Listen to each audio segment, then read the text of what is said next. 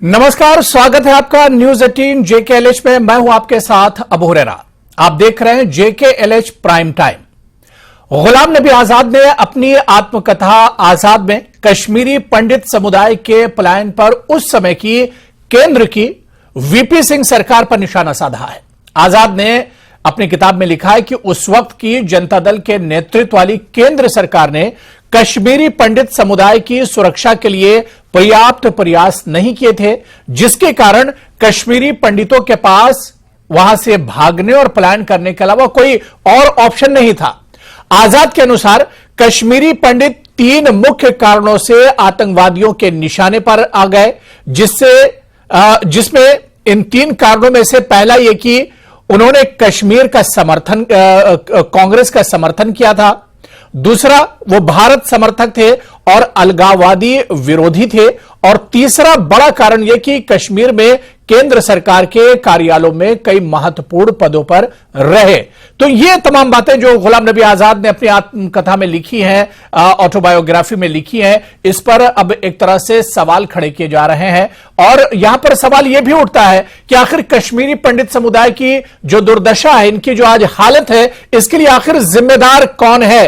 क्योंकि इससे पहले कई बार यह सवाल उठता रहा है। आज JKLH प्राइम टाइम में इसी सवाल का जवाब ढूंढने की कोशिश करेंगे।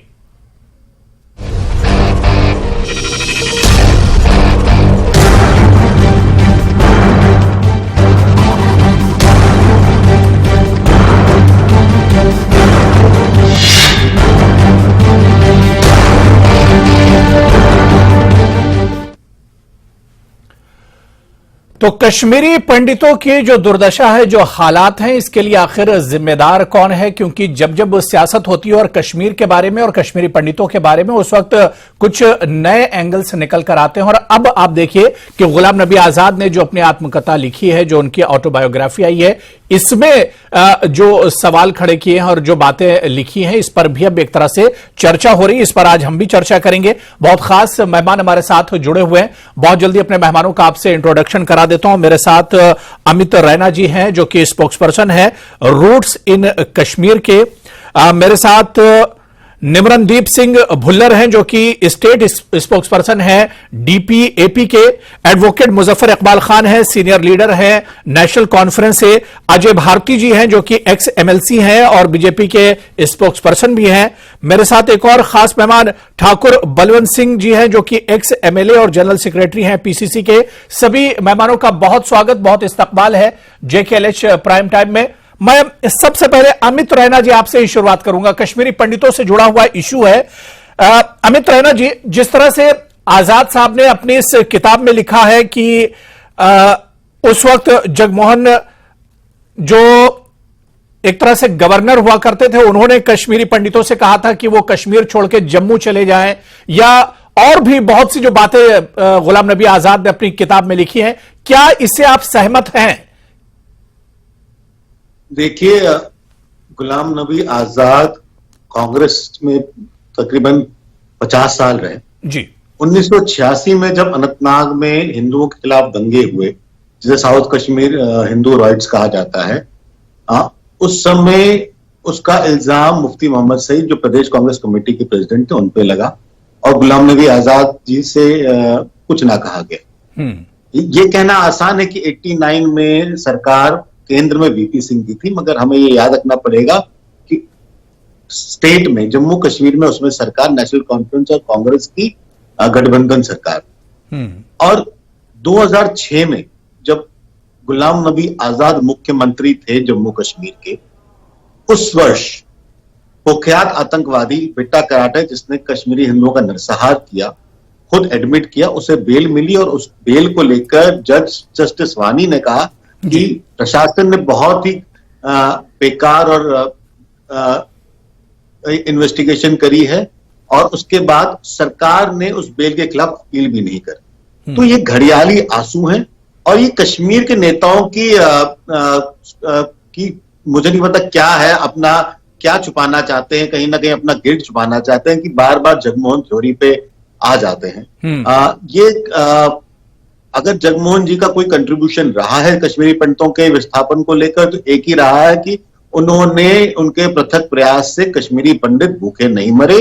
उन्होंने उनसे जो बन सका, वो 2-4 महीने उसके बाद जो रहे वो गवर्नर, जिसमें वो जितनी भी थोड़ी बहुत मदद दे सकते थे विस्थापितों को, उन्होंने दिया। इसके अलावा ये हर बार अपना गिल्ट छुपाने के लिए बार बार निरंतर जगमोहन को ब्लेम करते हैं। और जो सबसे बड़ी बात जो उन्होंने नहीं बताई है वो ये है कि कश्मीरी पंडितों को इसलिए भी टारगेट किया गया क्योंकि वो एक स्पेसिफिक धर्म से आते थे और जो इस्लामिस्ट थे कश्मीर के, जो समय आतंकवाद चला रहे थे, जो सेपरेटिस्ट ग्रुप था, उनको कश्मीर कुफ्र फ्री चाहिए था, उन्हें काफिर फ्री चाहिए था, और उसमें हिंदू कहीं ना कहीं फिट नहीं बैठे। बिल्कुल। तो कहीं ना कहीं जिस तरह से अमित रैना जी ने कहा कि अपनी गलतियों को छुपाने के लिए बार बार कश्मीर के जो लीडर हैं इस तरह की बातें करते हैं और अपनी जो खामियां हैं वो दूसरों पर एक तरह से छोड़ने की कोशिश करते हैं। मैं निमरनदीप सिंह भुल्लर जी आपके पास आना चाहूंगा। भुल्लर जी, जिस तरह से अमित रैना जी ने कहा, एक तरफ गुलाम नबी आजाद साहब ने जो अपनी बुक में तमाम चीजें लिखी हैं वो, और दूसरी तरफ जिस तरह से अमित रैना जी ने कहा कि कश्मीरी लीडर, और क्योंकि अब यहां पर बात गुलाम नबी आजाद साहब के बयान की हो रही है, तो कहीं ना कहीं अपनी गलती को छुपाने के लिए दूसरों को एक तरह से मोर्दे इल्जाम ठहरा रहे हैं। पहली बात तो मैं ये स्पष्ट करना चाहूंगा कि जो गुलाम नबी आजाद हैं उनका कद ऐसा नहीं है कि वो किसी एक पर्टिकुलर कम्युनिटी को वो फेवर करें या किसी को टारगेट करें, ऐसा बिल्कुल नहीं है।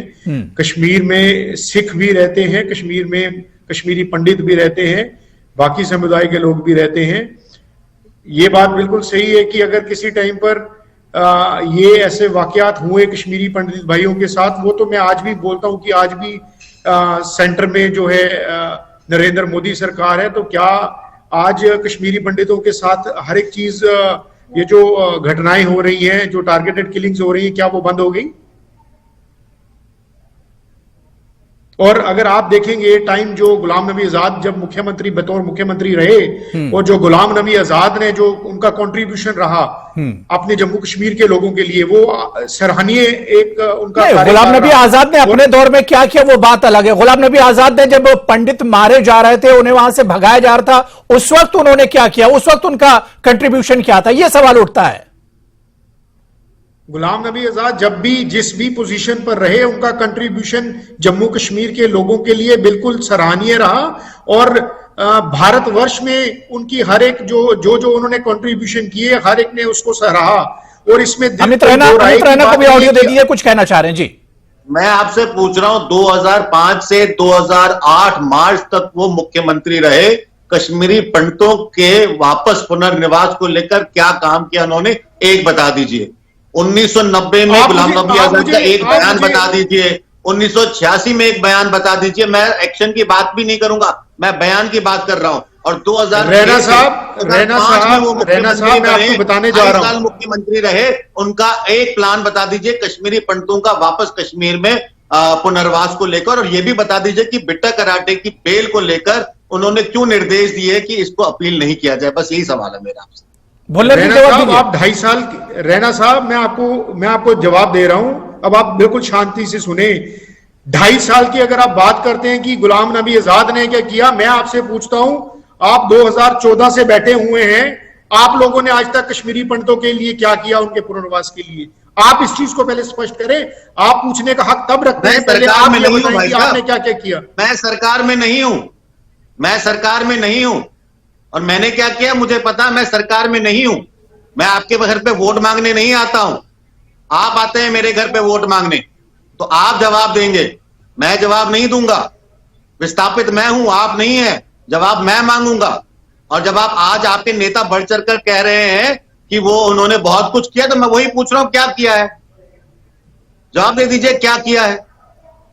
उन्होंने कश्मीरी पंडितों के लिए बहुत कुछ किया है, इसको बताने की भी जरूरत नहीं है। मैं आपको बता देना चाहता हूं, कुछ नहीं किया है। जो काम अगर किया है तो वो तो बताइए, भाजपा नहीं कर पाई। अगर कुछ किया तो वो बताइए। मैं बता रहा हूं आपको, आप सुनने का थोड़ा दम रखें। अगर 2.5 साल जो काम मुख्यमंत्री बतौर मुख्यमंत्री गुलाम नबी आजाद ने किया, वो पिछले 2014 से लेकर आज तक वो केंद्र की सरकार नहीं कर पाई। आप अपने पहले फैक्ट्स को जाकर चेक कीजिए। अरे क्या किया भाई साहब बताइए, वही तो पूछ रहा हूं। मैं अपने तो फैक्ट क्या चेक नहीं कर किया लूंगा, मुझे ये बताएं। आप पहले, मैं आपसे पूछना चाहता हूं, क्या नहीं किया मुझे ये बताएं। कुछ नहीं किया। आप बताइए क्या किया, बताइए। कुछ नहीं किया, फिर आपको मालूम ही नहीं है, फिर आप डिबेट में वर्सेस बैठे विंडो कैसे? में ले अगर लीजिए, आपको अगर यही नहीं पता कि मुमकिन हो उन्होंने तो किया वर्सेस क्या विंडो है, में दोनों को ले क्या लीजिए। नहीं है। डिबेट के लिए या बताइए, या बोलिए मुझे नहीं पता। नहीं, मुझे क्यों नहीं सच्चाई पता? है कि फैक्ट्स आप आपको नहीं बोल पता? सकते, क्योंकि कुछ कहा ही किया ही नहीं उन्होंने। मैं आपसे उन्होंने सिंपल सबके लिए सवाल किया पूछता है। हूं, उन्होंने, चाहे वो कश्मीरी पंडितों के कश्मीर में कश्मीर रहते में सिख थे पुनर्निवास उनके लिए भी लेकर किया, उन्होंने क्या चाहे किया? वो कश्मीरी यही पंडित थे सिंपल उनके सवाल लिए है। भी किया, चाहे वो और किसी समुदाय के लोग थे उनके लिए भी किया। चलिए ठीक है, मैं अब जल्दी से सबको चर्चा में जोड़ लेता हूं। अमित रैना जी मैं दोबारा से आऊंगा, मैं भुल्लर जी दोबारा से आऊंगा। मैं अजय भारती जी आपके पास आना चाहूंगा। अजय भारती जी, जब जब कश्मीरी पंडितों की बात होती है कि आखिर उनकी ये दुर्दशा क्यों है, उनकी यह हालत आखिर इस तरह की क्यों है, तो इस पर जमकर सियासत होती है। गुलाम नबी आजाद साहब ने अब जो शोषा छोड़ा, जो बातें कही हैं, बीजेपी इसे किस तरह से देखती है?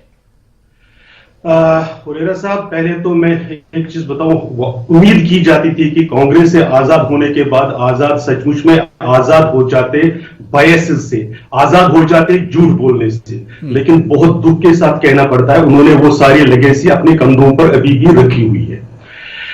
यह समझना जरूरी है, 1980 में जब वो सेंटर में कांग्रेस पार्टी में आ गए, तब से लेकर 2020 तक जब तक वो कांग्रेस में थे, वो कांग्रेस पार्टी के अहम नेता थे, पार्टी के भी और सरकार के भी।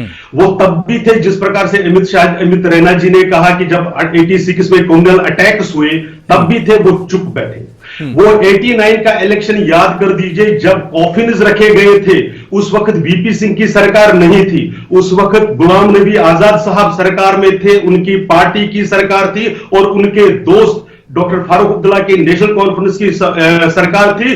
जब यहां पर वोट डालने के लिए कॉफिन्स रखे जाते थे और वो चुप बैठे, वो खुद इतने डरे हुए थे, वो कैंपेनिंग के लिए कश्मीर नहीं आए।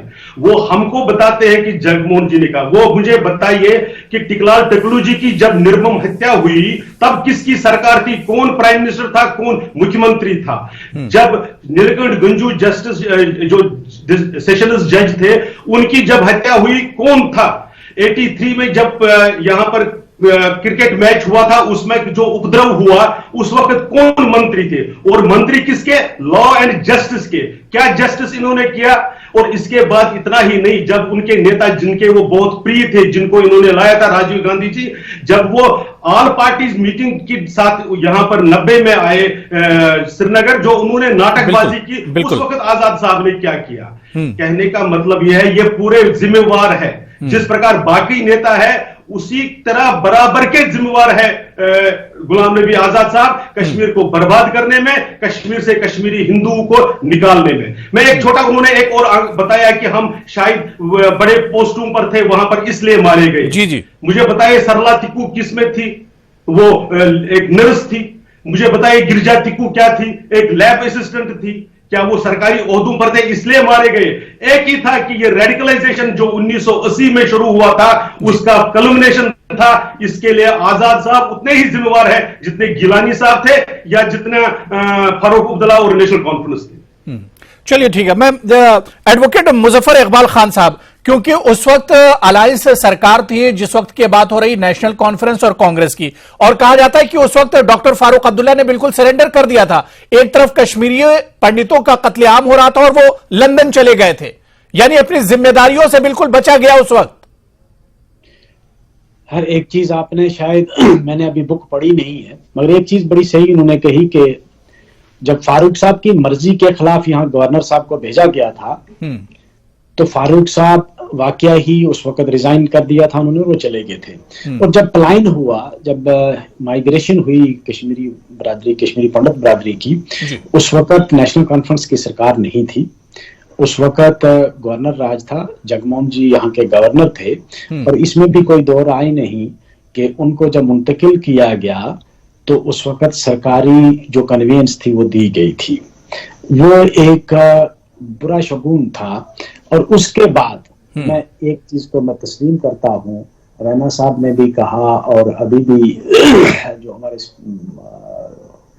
यहाँ पैनलिस्ट थे वो ये कह रहे थे कि उसके बाद किसी भी सरकार ने कोशिश नहीं की या इस किस्म का माहौल क्रिएट नहीं कर पाए कि कश्मीरी पंडित बरादरी अपने घरों में वापस जा सके, आज तक नहीं कर पाए, जिसमें मौजूदा सरकार भी शामिल है या इससे पहले। हाँ, पहले सरकारों ने फिर भी कुछ ना कुछ किया, जिस तरह पैकेज दिया, प्राइम मिनिस्टर पैकेज था कि भाई जितने भी कश्मीरी पंडित वहां से शिफ्ट हुए हैं उनके लिए एक स्पेशल कोटा दिया गया कि उनको वहां मुलाजमतें दी जाएं और उनको सिक्योरिटी में उनको रेजिडेंस भी दिया जाए, ताकि वो आस्ता आस्ता अपने उसी अपनी अपनी जगहों पर जाकर वो दोबारा बहाल हो सके, वहां रह सके और मिक्सअप हो जाए वहां लोगों के साथ।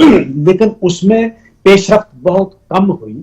अपॉइंटमेंट जिनको दी, तो ये पेशरफ्त करता कौन? ये पेशरफ्त एनसी की तरफ से होती या पीडीपी की तरफ से होती या कांग्रेस की तरफ से होती? जो वहां की ट्रेडिशनल पार्टियां थी वही तो पेशरफ्त करती। बीजेपी की तरफ देखो, ट्रेडिशनल पार्टीज कोई भी जो है, आप किसी ट्रेडिशनल पार्टीज के जिम्मा ये नहीं लगा सकते। मैं हालांकि मैं किसी पार्टी का यहाँ ना पीडीपी का तर्जमान हूं, ना कांग्रेस का और ना वहां की लोकल पार्टीज का, लेकिन लोकल पार्टीज की जिम्मेदारी उतनी नहीं है जितनी जो इस वक्त जो सरकार है उनकी है। प्रोटेक्शन देना, चाहे वो प्रोटेक्शन पर्सनल की हो, प्रॉपर्टी की हो, ये प्रोटेक्शन जो है ये बेसिकली मौजूदा हुकूमत की जिम्मेदारी है।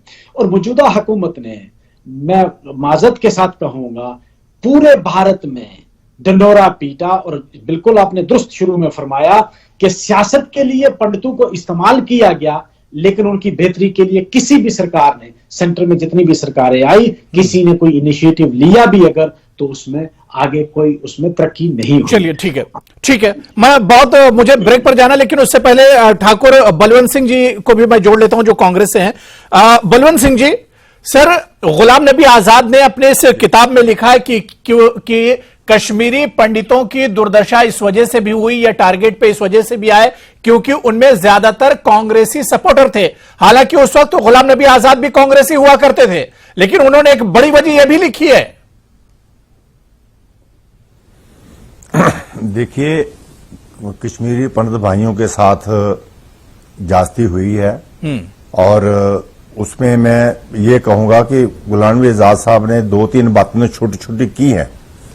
जो बड़ी बात है वो उसमें नहीं आई है, क्योंकि जो मजाटी, कश्मीर की जो मजाटी थी वो कश्मीरी पंडित के साथ खड़ी नहीं हुई है। वहां की लीडरशिप उस टाइम, आपको पता है 1948 में जब कवालियों ने हमला किया कश्मीर पे, तो एक एक कश्मीरी डंडा लेके खड़ा हो गया, हमलावर होशियार, हम कश्मीरी है तैयार। लेकिन यहां इनकी कश्मीरी पंडितों के ऊपर हमले होते रहे और कोई लीडरशिप जो है उस टाइम, मैं माफ करना, चाहे जितने भी थे वो चाहे डरे हुए थे या क्या था। और पाकिस्तान का वहां से पार से, पाकिस्तान से जो इंटरफिल्ट्रेशन, वो वहां से मिलिटेंट जो आ रहे थे, इन्फिल्ट्रेशन जो हो रही थी वो पूरी पीक पे थी। और उस टाइम जो लोकल पार्टीज हैं जो चुप के बराबर हो गई। मैं I agree with my friend कि जो सरकार मौके की होती है उसका फर्ज बनता है लोगों को प्रोटेक्शन देना। उस टाइम जनता दल की सरकार थी, supported by Bharatiya Janata party. ये VP Singh ji prime minister थे, मुफ्ती मोहम्मद सईद साहब होम मिनिस्टर थे, and there government was supported by Bharatiya Janata party. तो उस टाइम भारतीय जनता पार्टी भी बैठ के तमाशा देखती रही जी, प्रोटेक्शन नहीं दे पाए। जगमोहन जी के हम तो मशकूर हैं। मैं ये कहता हूं कि कम से कम सबसे पहली प्रायोरिटी थी लोगों की जान बचाने की। माइग्रेशन हुई अंडर प्रेसिंग सर्कमस्टांसेस। अभी ये कहते हैं वहां लगा देते, वहां लगा देते। मैं आजाद साहब के इस ओपिनियन के साथ एग्री नहीं करता हूं। ये छोटी छोटी बातें हैं। नेशनल देशभक्त तो ये थे, उसमें तो कोई दो राय, कश्मीरी पंडित देशभक्त थे। और नंबर 2, जो पोजीशनें, जो पोस्ट इनके पास थी कश्मीरी पंडितों के, क्योंकि मैं उस टाइम भी काफी एक्टिव था जी, वो पोस्टें टेम्परेरी फिल कर ली गई लोकल से, जो कि नॉन कश्मीरी पंडित से, जो चाहे टेलीग्राफ था, चाहे वो पोस्ट ऑफिस थे। अब उस टाइम की हिस्ट्री देखें, वो सारी पोस्टें तकरीबन उस वीपी सिंह जी की सरकार के time, which was supported by Bharatiya Janata party, वो पोस्टें काम चलाने के लिए फिल करी गई। सबकी अपने अपने दलीलें और सबके अपने अपने दावे हैं। जिम्मेदार इसमें कौन है? क्योंकि जब जब कश्मीरी पंडितों के दर्द और उनके जख्म की बातें होती हैं, उस पर सियासत तो जरूर होती है, लेकिन इसके लिए जिम्मेदार कौन है, ये बातें सिर्फ बातों में ही रह जाती हैं। बहुत छोटा सा ब्रेक लेंगे। तमाम मेहमान हमारे साथ जुड़े हुए हैं, फौरन हाजिर होते हैं, इसी चर्चा पर चर्चा करेंगे।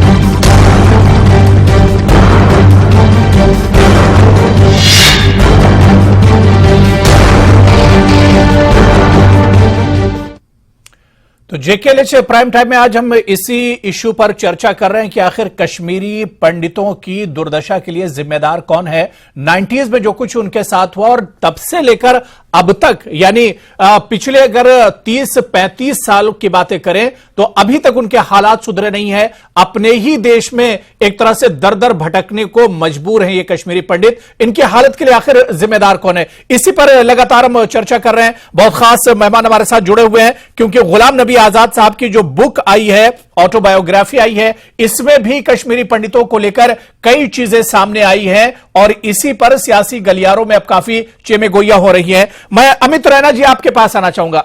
अमित रैना जी, गुलाम नबी आजाद साहब ने अपनी बुक में जो बातें कही वो तो कही हैं, लेकिन अब सवाल यह उठता है कि 30 से 35 साल हो रहे हैं अपने ही देश में कश्मीरी पंडित, और आप लोग एक तरह से दर दर भटकने को मजबूर हैं।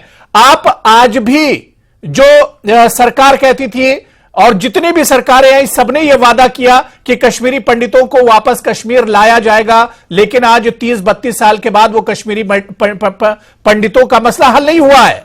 आज भी वैसे ही कश्मीरी पंडित। देखिए, कश्मीरी पंडितों का मसला हल नहीं होगा, बिल्कुल इसलिए नहीं हल होगा क्योंकि वोट बैंक पॉलिटिक्स में कश्मीरी पंडित का नंबर बहुत ही इनसिग्निफिकेंट है जी।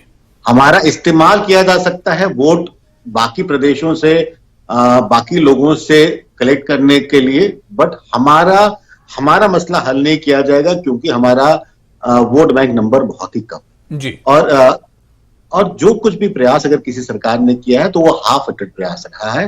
क्योंकि देखिए, कश्मीरी पंडित, पहले तो शब्द का ही इस्तेमाल, माइग्रेंट, कश्मीरी पंडित स्वेच्छा से नहीं निकला कश्मीर से, उसे निकाला गया। तो पहले ही शब्द का इस्तेमाल माइग्रेंट करना अपने आप में दर्शाता है कि गवर्नमेंट रिकॉग्नाइज ही नहीं करना चाहती कि उसके कार्यकाल में कुछ ऐसा हुआ जिसको लेकर पूरा देश, पूरी सरकारों को शर्मनाक होना चाहिए, शर्मसार होना चाहिए। बिल्कुल।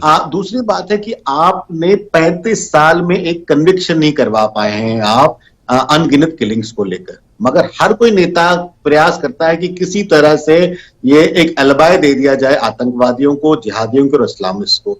अब आप इन्होंने क्या कहा जी, कश्मीरी पंडित कांग्रेसी थे। पहला व्यक्ति जो मारा गया उसका नाम था टिकलाल टपलू। वो भारतीय जनता पार्टी के लीडर हुआ करते थे, किसी भी एंगल से कांग्रेसी नहीं थे। उसके बाद बिट्टा कराटे अपने इंटरव्यू में खुद कहते हैं कि सतीश टिक्कू को मैंने मारा क्योंकि वो जनसंघ से था।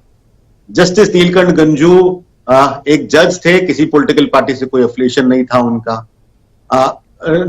तो अनगिनत कश्मीरी पंडितों को मारा गया और देखिए क्या जस्टिफिकेशन दिया जाता है कि वो ऊंचे ओहदों पर थे। एक तो ये गलत बयान है, और दूसरा अगर ये बयान सही भी है तो क्या ये जायज ठहराता है किसी को मारना कि क्यों वो अपने कार्य कुशलता से, अपनी क्षमता से अगर किसी ओहदे पर पहुंचा है तो उसे मार दिया जाए? ये जस्टिफिकेशन अपने आप में सेट करना ही बड़ा खतरनाक है, बड़ा डेंजरस है कि आज आप एलबाय दे रहे हैं उन आतंकवादियों को कि आपने जो किया, चलिए जी, उसका एक कारण था। उसका किसी भी निर्दोष व्यक्ति को मारने का कोई कारण नहीं हो सकता। और अगर वो किसी ओहदे पे पहुंचा, हालांकि ये झूठ है, मैं फिर भी अगर मानूं कि वो सच कह रहे हैं, अगर वो किसी ओहदे पे पहुंचे उसको मारना फिर भी जस्टिफाई नहीं होता। तो ये निरंतर प्रयास जो एक्चुअल क्रिमिनल्स हैं उनको ना पनिश करना, पर्दा डालना सच्चाई पे, और जब तक आप ये निरंतर करते रहेंगे कश्मीर की समस्या कभी नहीं सुलझेगी। बिल्कुल। मैं अजय भारती जी आपके पास आना चाहूंगा। अजय भारती जी, जिस तरह से अमित रैना जी ने कहा कि दरअसल कश्मीरी पंडितों का मसला अब वोट बैंक से जुड़ गया है, उनके पास वोट डिजिट असल में इतना बड़ा नहीं है, इस वजह से मसला हल नहीं हो रहा है। मैं अजय भारती जी, सीधा सीधा सवाल यह कि बीजेपी 2014 के बाद से सरकार में आई और उसने कई बार वादा किया, हालांकि उससे पहले की सरकारों ने भी वादे किए लेकिन वादे वफा नहीं हुए। बीजेपी पिछले 2 टर्म से सरकार में है और कश्मीरी पंडितों का दुख दर्द एक तरह से वो समझती भी है, लेकिन मसला हल नहीं होता है। इसमें क्या वजह है इसकी? मेरे साथ मैं पहले बिल्कुल आपकी बात का जवाब दूंगा, लेकिन उससे पहले मैं दो चीजें आपके ध्यान में लाना चाहता हूं कि ये झूठ की राजनीति क्यों करी जा रही है और लगातार 1947 से किए जा रहे हैं। कश्मीरी हिंदू समाज, कश्मीरी पंडित समाज के बारे में एक बात बहुत दोहरा रहे हैं ये सब लोग की एजुकेशन और मेडिकल फैसिलिटीज में ये बहुत सर्विस करते थे और बहुत कंट्रीब्यूशन रहा है। जस्ट एक आंकड़ा पूछे इन सब से, आजाद साहब से भी, कश्मीर यूनिवर्सिटी का क्या आपने कभी किसी कश्मीरी पंडित को वाइस चांसलर बना दिया? आप यह देख लीजिए कि डायरेक्टर हेल्थ सर्विसेज कितनी बार कश्मीरी पंडित बना। यह शुरू से ही खटकता रहा है, इसको एलिमिनेट करना था। हम बात कर रहे हैं रोड मैप की। कश्मीरी पंडितों के लिए अब आगे का रोड मैप क्या होगा? कब कश्मीर इनकी वापसी होगी? मैं अब आ रहा हूं जिस पैकेज की बात, जो ऑल इंडिया कश्मीरी समाज के कोर्ट में जो दायर था एक केस, उसके कारण जो पैकेज बनाया गया और सुषमा स्वराज जी के कारण जिसमें तेजी लाई गई, उसमें से 6000 में से 2014 तक केवल 1470 लोगों को नियुक्त किया गया था, अपॉइंट किया गया था। 1470 के बाद जब हमारी 2014 में जब हमारी सरकार आई, न केवल उसको 6000 तक लेकर गए, बल्कि उसमें से जो एकोमोडेशन थी, ट्रांजिट एकोमोडेशन को उसको ऐड कर दिया। लेकिन जहां तक सुरक्षा का सवाल है, अगर आपने जहां उनकी एकोमोडेशन को आप सुरक्षित करने की कोशिश कर रहे हैं, तो ऑफिस में जाकर जो टेररिस्ट और उनके सपोर्टर्स हैं, सॉफ्ट टारगेट बनकर उनको कॉलेज में, कहीं स्कूल में, कहीं रास्ते पर, और ये बन रहा है। उसके लिए अभी पूरा टेररिज्म खत्म नहीं हुआ है, लेकिन उसकी तरफ भी भारतीय जनता पार्टी की सरकार निश्चित रूप से गामजन है, और अगर कोई उसको वापस ला सकती है तो केवल भारतीय जनता पार्टी की सरकार हो सकती है। जो रेस्पॉन्सिबल है उनको निकालने में, वो कभी उनके साथ जस्टिफाई नहीं कर सकते, ये बिल्कुल तय बात। चलिए ठीक है। मैं निमरनदीप जी, जो बात यहां पर अजय भारती जी ने कही, एक तो अमित रैना जी ने भी पहले कहा कि वोट की सियासत होने लगी, इस वजह से कश्मीरी पंडितों की तरफ फोकस नहीं किया जाता है। लेकिन भुल्लर जी, जो बात यहां पर अजय भारती जी ने कही कि सभी पार्टियों ने कश्मीरी पंडितों के नाम पर सिर्फ सियासत की है और बीजेपी पूरी कोशिश कर रही है, सिक्योरिटी का मसला हल होगा तो कश्मीरी पंडितों की घाटी में वापसी होगी ही होगी।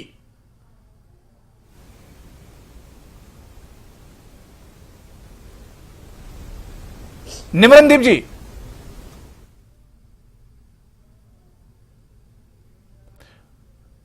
निमरनदीप जी, मेरी आवाज आ रही है आप तक? चलिए ठीक है। मैं एडवोकेट मुजफ्फर इकबाल जी, मेरी आवाज आप तक पहुंच रही है? जी हाँ,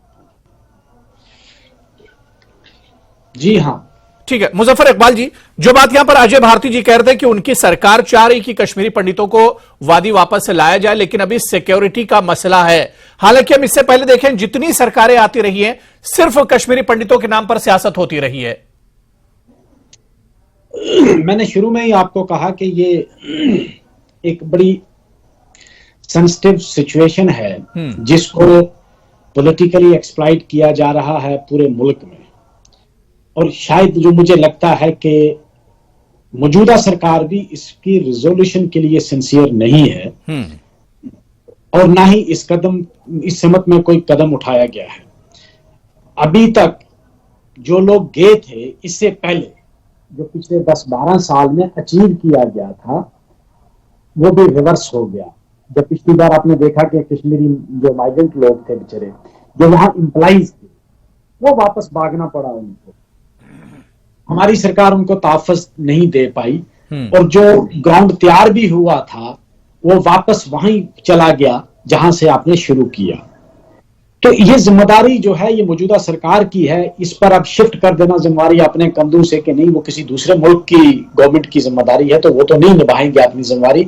हमारे मुल्क की हमने ही इस जिम्मेदारी को निभाना है, और ये सिर्फ बक शिफ्टिंग है कि एक टेबल से आप दूसरे टेबल पर इस बक को शिफ्ट कर रहे हैं। एक कहता है वो जिम्मेदार है, मैं कहता हूं मैं नहीं, वो जिम्मेदार है। इससे सोल्यूशन होने वाला नहीं है जब तक कि सिंसियरली वोट पॉलिटिक्स से ऊपर उठकर इसको एक ह्यूमैनिटेरियन प्रॉब्लम समझकर बिल्कुल वापस उन लोगों को वापस अपनी जगहों पर ना बसाया। हाँ, लेकिन कश्मीरी जो सियासतदान है, जो पॉलिटिशियन है, उन्हें इस चीज को समझना होगा कि इस पर सियासत नहीं होनी चाहिए। सियासत से ऊपर उठकर इस मसले पर बातचीत होनी चाहिए और इस मसले को हल किया जाना चाहिए। इस पर मैं आगे भी चर्चा करूंगा। मैं ठाकुर बलवंत सिंह जी, कांग्रेस बहुत दिनों तक सेंटर में भी रही और कश्मीर में भी रही। सेंटर में रहते हुए बहुत कोशिश कांग्रेस ने की होगी, लेकिन यह मसला हल नहीं हुआ। अब बीजेपी भी यही कह रही कि उसकी कोशिशें जारी हैं कि कश्मीरी पंडितों को वापस लाया जाए। आपको क्या लगता है कि जो रोड मैप है या इन्हें जो लाने की कोशिशें चल रही वो सही दिशा में है? मुझे लगता है जो भारतीय जनता पार्टी वाले जो कह रहे हैं, जब 90 में माइग्रेशन हुई है उस टाइम भी भारतीय जनता पार्टी सपोर्टर सरकार थी। जगमोहन जी उन्हीं के अपॉइंटेड गवर्नर थे यहां पे। अब भी पिछले 9 साल से इनकी सरकार है, डबल इंजन सरकार, यहां भी इनकी है वहां भी इनकी है। और पिछले 9 साल से बाद इन्होंने कश्मीरी पंडितों को इस्तेमाल किया है। तो पूरे देश में, चाहे वो महाराष्ट्र हो, यूपी में, कश्मीरी पंडितों का जितना ताकता और इन्होंने इस्तेमाल किया, कश्मीरी पंडित वापस जाएंगे। कश्मीर, मुझे let me complete please, let me ये बताएं इनके नेता पिछले 1 मिनट 1990 में 1 मिनट मुझे लेते रहे भारती जी, मुझे 1 कांग्रेस के मिनट, नेता लेट मी कंप्लीट, वहां पर और वो यहाँ पर क्यों बैठे रहे जम्मू में? Let me complete. पिछले नहीं आप पिछले झूठ तो नहीं बोले ना प्लीज। पिछले 9 साल से मत बोलिए।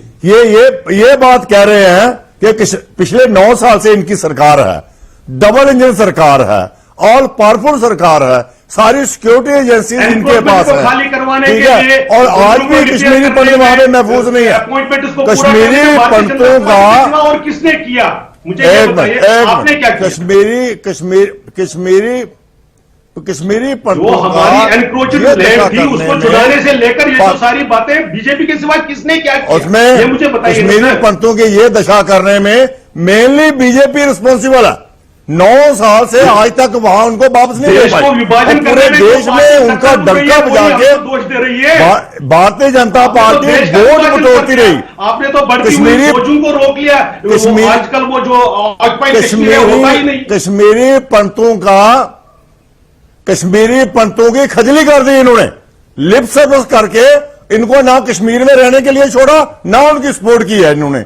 आज जो जितने पिछले दिनों के लोग गए थे उनकी भी वो दुर्गति होगी, फिर भी वो भी वापस भागे। तो इनका जो क्लेम है, इनका एक ही काम है, वोट लेने हैं। कश्मीरी पंडितों का नाम इस्तेमाल करना है, वोट लेने हैं, उसी बस यहीं तक है इनका। अब तो लोग एक्सपेक्ट कर रहे थे, अब बीजेपी के दोस्त कह रहे थे भारतीय जी जब कश्मीरी पंडितों का मसला उठता है तब उस पर सियासत होती है।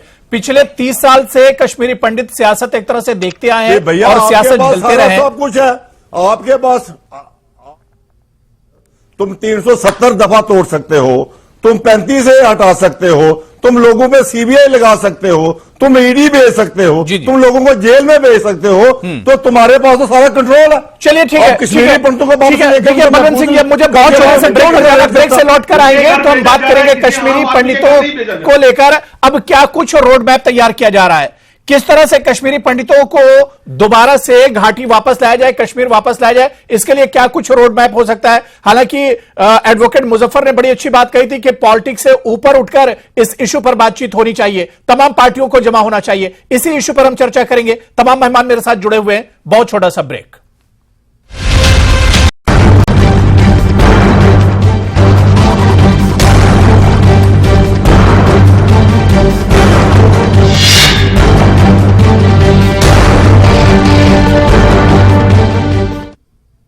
तो जेकेएलएच प्राइम टाइम में हम बात कर रहे हैं कश्मीरी पंडितों के हालात पर, और ये इशू एक बार फिर से इस वजह से बाहर निकला क्योंकि गुलाम नबी आजाद की जो ऑटोबायोग्राफी आई है उसमें कश्मीरी पंडितों की कश्मीर छोड़ने और वहां से भागने की वजह बताई है और कई चीजों पर उन्होंने एक तरह से रोशनी डालने की कोशिश की है। आज इसी पर हम जेकेएलएच प्राइम टाइम में चर्चा कर रहे हैं। बहुत खास मेहमान मेरे साथ पहले से जुड़े हुए हैं। मैं अमित रैना जी आपके पास आऊंगा ब्रेक के बाद।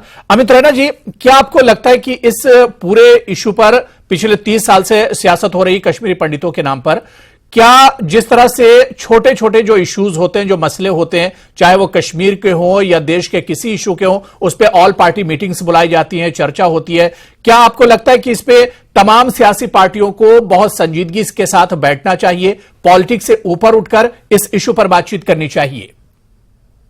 देखिए, बिल्कुल सही कह रहे हैं आप, क्योंकि समस्या यह है कि कश्मीरी पंडितों को या तो एक समुदाय के रूप में देखा जाता है या एक राजनीतिक पार्टी के द्वारा वोट बैंक, मतलब vote bank in sense vote catcher के रूप में देखा जाता है, क्योंकि जब जब पाकिस्तान की बात होती है, जब जब आतंकवाद की बात होती है और जब जब वो पार्टी फंसती है तो उन्हें कश्मीरी पंडित याद आ जाते हैं काउंटर डिफेंस में। हमें नजरिया ये रखना पड़ेगा कि एक समुदाय, इस देश का एक वर्ग जो नागरिक वर्ग है, एक सिटीजन्स ऑफ दिस कंट्री, एक section, large section citizen of this country have suffered, और उनकी सफरिंग को खत्म करना, उनको न्याय दिलाना एक सरकार का दायित्व होना चाहिए, चाहे वो किसी भी समुदाय से आते हो। और जब तक आप इसको इस नजरिए से नहीं देखेंगे तब तक आप सिर्फ राजनीति करते रहेंगे, और राजनीतिक कन्वीनियंस के हिसाब से गुलाम नबी आजाद को मुस्लिम वोट चाहिए तो वो आज उनको क्लीन चिट्स दे रहे हैं, भारतीय जनता पार्टी को हिंदू वोट चाहिए तो उन्हें कश्मीरी पंडितों का अत्याचार नजर आ जाता है जब जब उन्हें हिंदू कंसोलिडेशन वोट्स की करनी होती है। प्रयास किसी का नहीं रहा है, अजय भारती मेरे बड़े भाई जैसे, मगर सच्चाई है कि भारतीय जनता पार्टी जो आज क्लेम कर रही है कि 6000 नौकरियां दिलाई हैं, उनमें जो अकोमोडेशंस हैं वो सारी टेम्पोररी अकोमोडेशन है, जैसे ही व्यक्ति रिटायर होगा उससे वो अकोमोडेशन ले ली जाएगी। और बात अकोमोडेशन की नहीं है, बात नौकरी की नहीं है। समाज का 30 साल से एक ही मांग रही कि पहली मांग जो है वो है न्याय। उस न्याय को लेकर अजय भारती जी आ रहा हूं, उस रेट को लेकर कन्विक्शन रेट 0 है, प्रोसिक्यूशन 0 है, और क्राइम्स अगेंस्ट ह्यूमैनिटी और क्राइम अगेंस्ट कश्मीरी पंडित को लेकर किसी का कोई कन्विक्शन नहीं है। दूसरी बात यह है कि अगर आप हमें कश्मीर में वापस देखना चाहते हैं, और जो अभी पिछले साल हुआ एम्प्लॉयज पे अटैक हुआ क्योंकि आपने उनको फिर से स्कैटर रखा हुआ है, वो फिर से इजी टारगेट बन जाते हैं, तो आप उन्हें एक वन प्लेस सेटलमेंट दीजिए ताकि उन्हें अपनी शक्ति का कहीं ना कहीं कॉन्फिडेंस रहे, एक नंबर्स का। और दूसरा, जो पिछले 30 साल में जो आपने रीति रिवाज भाषा खोई है, कहीं ना कहीं किसी के पास थोड़ा बहुत बचा, आप उसको वापस रिवाइव कर सके। तो 2 बड़े इंपॉर्टेंट फैक्टर्स है, एक है न्याय का, दूसरा है वन प्लेस सेटलमेंट। और जब तक आज आप भारतीय जनता पार्टी के किसी प्रवक्ता से पूछे, कहिए कि हमने 6000 नौकरियां दे दी, क्या 6000 लोग छोड़ कर आए थे? क्या वो नौकरी के लिए छोड़ कर आए थे कश्मीर? क्या वो छोड़ कर आए थे? पहले उन्हें निकाला गया था। क्या वो नौकरी के लिए आए थे? नहीं आए थे। तो आप नौकरी का बराबरी कैसे कर सकते हो रिहैबिलिटेशन के साथ? रिहैबिलिटेशन पैकेज पूरा होना चाहिए। आज भी ऑफिशियली कोई ये नहीं कह सकता कि कश्मीरी पंडित का पलायन क्यों हुआ। एक दिन गुलाम नबी आजाद एक बयान दे देते हैं, दूसरे दिन कोई और नेता एक और बयान दे देता है। तो आज जिस नेता का जो बयान आता है वो दे देता है और उस पर चर्चा शुरू हो जाती है। अगर जब तक आप एक कमीशन नहीं बिठाएंगे जिसमें आप ये, वो कमीशन तय करेगा कि कश्मीरी पंडितों का जो विस्थापन हुआ, जो पलायन हुआ, वो क्यों हुआ, और उस कॉजेज को आप एड्रेस नहीं करेंगे। अमित रैना जी, जिस तरह से आप बता रहे हैं, ऐसे तो लगता है कि कश्मीरी पंडितों के इस मसले पर अभी तो एक तरह से कोई शुरुआत भी नहीं हुई है। इस पे तो एक इनिशियल अभी खाना पूर्ति के अलावा कुछ नहीं हुआ है जी। और जो खाना पूर्ति के अलावा कुछ नहीं हुआ है। अगर आप 2010 में पीएम पैकेज आया, 2023 में हम चल रहे हैं, 2023 13 साल हो गए।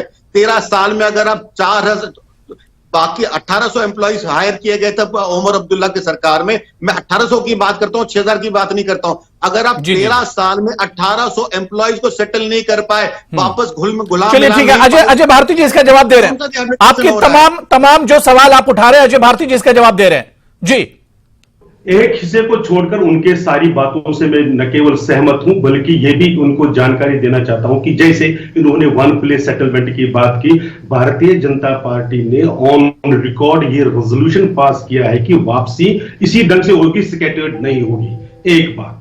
जहां तक बाकी इशू की रही बात, जो इन्वेस्टिगेशन की है और इसमें ऑन रिकॉर्ड है कि अगर स्कैटर्ड नहीं है तो ये जो कैंप्स बन रहे हैं वो सर मेरी बात तो सुनिए, वो रिहैबिलिटेशन नहीं है, उसको लोकल एडमिनिस्ट्रेशन रिहैबिलिटेशन बनाने की कोशिश कर रही है, वो रिहैबिलिटेशन नहीं है। इसके लिए बिल्कुल स्पष्ट है, कम्युनिटी का रिहैबिलिटेशन अभी प्रोसेस ही शुरू नहीं हुआ, ये बिल्कुल सही बात है। लेकिन जहां तक जस्टिस की बात है, आप देखते हैं कि जो लोग, जो एक्यूज्ड, जो टेररिस्ट इन्वॉल्वमेंट जिनकी थी, जो प्राइम मिनिस्टर के साथ पुरानी सरकारों में खाना खाकर आते थे, उनके साथ चाय नाश्ता करते हैं, वो आज जेल में है। इसी तरह से जो हमारी एनक्रोच्ड प्रॉपर्टी है, चाहे वो मंदिरों की हो, चाहे वो श्राइन्स की हो, आश्रम्स की हो, आज अभी आपने रिसेंटली देखा टीटवाल जैसे शहर में भी नई मंदिर की कंस्ट्रक्शन हुई, और उस वक्त जो जिस प्रकार से अमित शाह जी का, हमारे गृह मंत्री जी का स्टेटमेंट था कि ये सिविलाइजेशनल उसकी बिगिनिंग वापस है। तो इस तरह से जो प्रोसेस है वो अभी इतना आसान, मैं इसी पहलू में भी कहा, सिक्योरिटी कंसर्न्स के कारण इतना आसान नहीं है, क्योंकि जो टेररिस्ट्स है, उनके सपोर्टर्स है, वो सॉफ्ट टारगेट्स ला रहे हैं। चलिए ठीक है, लेकिन रिहैबिलिटेशन चलिए ठीक है, ठीक है। बीजेपी का ये कहना है कि उनकी तरफ से कोशिश चल रही है। ठाकुर बलवंत सिंह जी, सर, जिस तरह से आपने अभी अजय भारती जी को सुना, उन्होंने कहा कि कोशिश चल रही है, क्योंकि हालात अभी उस तरह के नहीं है, लेकिन कोशिश बीजेपी की तरफ से पूरी चल रही कि कश्मीरी पंडितों को जल्द से जल्द वादी वापस लाया जाए। कितनी सच्चाई नजर आती है आपको? जमीनी हकीकत कितनी नजर आती है? They lack commitment. ये सिर्फ कश्मीरी पंडितों को फोल्डर्स की तरह यूज कर रहे हैं हर जगह वोट लेने के लिए। उनका कश्मीरी पंडित बड़ी उम्मीद से भारतीय जनता पार्टी की तरफ देख रहे थे कि ये हिंदू कार्ड करते हैं और हमारी मदद करेंगे, और इन्होंने लिप सर्विस के बिना कश्मीरी पंडितों का कुछ नहीं किया। और आने वाले टाइम में भी जो मुझे दिख रहा है कि भारतीय जनता पार्टी की सरकार में मैं ये कह सकता हूं कि कोई रोड मैप नहीं है, कोई ब्लूप्रिंट नहीं है कश्मीरी पंडितों को वापस लेके उनको सेटल करना, उनकी रिहैबिलिटेशन करना, कोई ऐसा दिख नहीं रहा। 9 साल डबल इंजन सरकार, कितने बड़े बड़े फैसले लिए इन्होंने। 370 तोड़ के 35 से तोड़ के बड़े फैसले थे। क्या कि कश्मीरी पंडितों का फैसला नहीं ले सकते थे? क्या उनको रिहैबिलिटेट नहीं कर सकते थे? क्या उनको एडवोकेट मुजफ्फर इकबाल साहब, क्योंकि जब तक कहा जाता है कि जो रिवायती कश्मीरी पार्टियां हैं वो नहीं चाहेंगे, जब तक कश्मीर के लोग नहीं चाहेंगे, यह मसला इतनी आसानी से हल नहीं होगा। आप लोगों को निकलकर सामने आना होगा। और बड़ी अच्छी बात आपने डिबेट के बीच में कही थी कि सियासत से ऊपर उठकर इस मसले को हल करना होगा। तो सर, कैसे यह मसला हल होगा? देखिए, ये मसला जो है मौजूदा एस्टेब्लिशमेंट ही हल कर सकती है। फिलहाल जो मौजूदा एस्टेब्लिशमेंट है उसने तो जो लोकल लोग हैं, चाहे वो जम्मू के हैं चाहे कश्मीर के हैं, उनसे वो बहुत दूर है। मैं सच बताऊं आपको, उनके साथ कोई कनेक्ट नहीं है। चाहे वो तामीर और तरक्की का मामला हो, सियासी मामला हो, समाजी मामला हो, या आपका इकोनॉमी का मामला हो, जो मौजूदा जो एस्टेब्लिशमेंट है वो ग्राउंड पर कहीं आपको दिख नहीं रही है, और उनका लोगों से कोई राब्ता नहीं। लोग इस वक्त बहुत नाराज हैं और दूर हैं। रहा सवाल, मेरे एक साथी ने कहा, दोस्त ने, कि हमने टीटवाल में मंदिर बनाया। मंदिर बनाने से पेट नहीं भरता है, मंदिर बनाने से पंडित लोग वापस नहीं जाते हैं। ये लोगों को एक्सप्लॉइट करने के लिए मंदिर और मस्जिद की जो लड़ाई है। अजय भारती के बीच में आप बोल सकते हैं जल्दी से, मेरे पास समय नहीं बचा। उन्होंने जो आप देख लीजिए, जो टूरिस्ट फॉल के कारण जो एम्प्लॉयमेंट की अपॉर्चुनिटी, एक अकेले गंडोला में पिछले साल फाइनेंशियल ईयर में 100 करोड़ से ज्यादा बिजनेस हुआ है। वो कैसे हुआ? अगर वो इस तरह से रिलीजियस टूरिज्म, ये सारे टूरिज्म मिलाकर नहीं होता है। इसको प्लीज इस पंडित टूरिस्ट तो देखिए रिकॉर्ड टूरिस्ट आ रहे हैं, लेकिन टूरिस्ट आना इस बात की अलामत नहीं है। कश्मीरी पंडितों को आप कैसे ला रहे हैं, आपका प्रोसेस कितनी तेज चल रहा है, ये इस पे एक तरह से दारोमदार होगा। पंडित रिहैबिलिटेशन के इशू के लिए नहीं मैं कह रहा हूं, मैं कह रहा हूं कि जो एम्प्लॉयमेंट जनरेशन है, लोगों के साथ बैक टू विलेज के ये हर नहीं देखिए, अब 30 साल से अपने ही देश में कश्मीरी पंडित दर दर भटक रहे हैं। अब इस मसले को हल होना चाहिए। बीजेपी अगर वादा करती है तो अपने साथ जितनी सियासी पार्टियां हैं, कश्मीर की जो रिवायती पार्टियां, ट्रेडिशनल पार्टियां हैं, सबको एक साथ निकल कर आना होगा, इस मसले को हल करना होगा। क्योंकि जितनी सियासी पार्टियां हैं, सबने एक तरह से इस पर सियासत की है, सबने वादे किए, लेकिन किसी का वादा वफा नहीं हुआ है। अब यह देखना बहुत अहम होगा, 2024 के चुनाव भी है और उससे पहले कश्मीरी पंडितों के साथ बहुत से मसले और मसाइल हैं। क्या इन मसले और मसाइल पर ब्रेक लगेगा? कश्मीरी पंडितों के लिए एक रोड मैप तैयार होगा? यह देखना बहुत अहम होगा। बहुत बहुत शुक्रिया अजय भारती जी मेरे साथ जुड़ने के लिए, एडवोकेट मुजफ्फर इकबाल जी, अमित रैना जी और ठाकुर बलवंत सिंह जी, सभी का बहुत बहुत शुक्रिया जेकेएलएच प्राइम टाइम में जुड़ने के लिए। नमस्कार।